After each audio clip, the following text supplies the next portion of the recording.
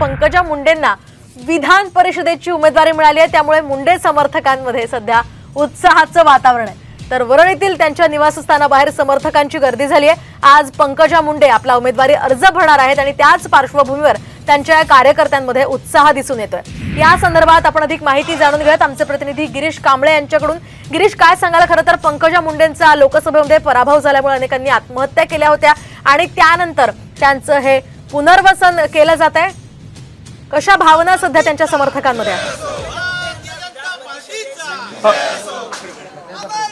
नक्कीच पंकजा मुंडे यांचं काल विधान परिषदेसाठी नाव जाहीर झाल्यानंतर कार्यकर्ते आहेत ते मुंबईच्या पंकजा मुंडे यांच्या कार्यालयाबाहेर या ठिकाणी जमलेले आहेत आणि मोठा उत्साह या कार्यकर्त्यांमध्ये आहे। आपण बघितलं तर जेव्हा लोकसभेमध्ये त्यांचा पराभव झाला त्यावेळी अनेकांनी आत्महत्या केलेल्या होत्या, नैराश्यात गेले होते। मात्र काल त्यांची उमेदवारी जाहीर झाल्यानंतर या ठिकाणी कार्यकर्ते त्यांच्या कार्यालयात पोहोचून या ठिकाणी जल्लोष करत आहेत।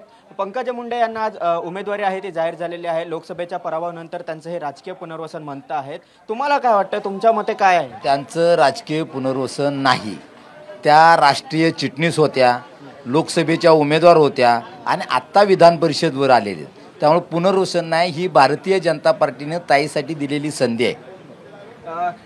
तुम्हाला काय वाटतं एकंदरीत पुन्हा एकदा या त्या विधान परिषदेवर येत आहेत? 2009 नंतर त्या पुन्हा एकदा विधान परिषदेवर येतात, आधी विधानसभा होत्या।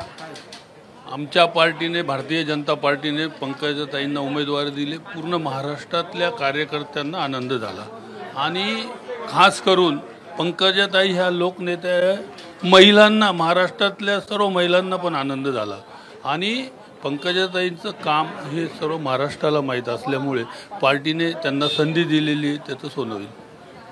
फक्त विधान परिषदेच्या जागेने तुम्ही खुश आहात कार्यकर्ते म्हणून, की अजूनही मंत्रिमंडळ विस्तार होणं बाकी आहे, त्यामुळे तुम्हाला असं वाटतंय का ताईंना मंत्रिपद देखील मिळावं? ताई ह्या जनसामान्याच्या नेत्या आहेत, केवळ विधान परिषदेची उमेदवारी देणं त्याच्यात आम्ही समाधानी नाहीत, परंतु त्यांना मंत्री केलं पाहिजे, कॅबिनेट मंत्र्याचा दर्जा दिला पाहिजे, अशी आम जनतेची मागणी।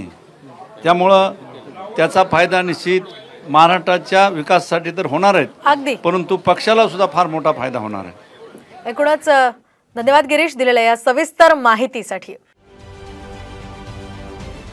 महाराष्ट्रातील सर्व बातम्यांचे विश्वासार्ह व्यासपीठ,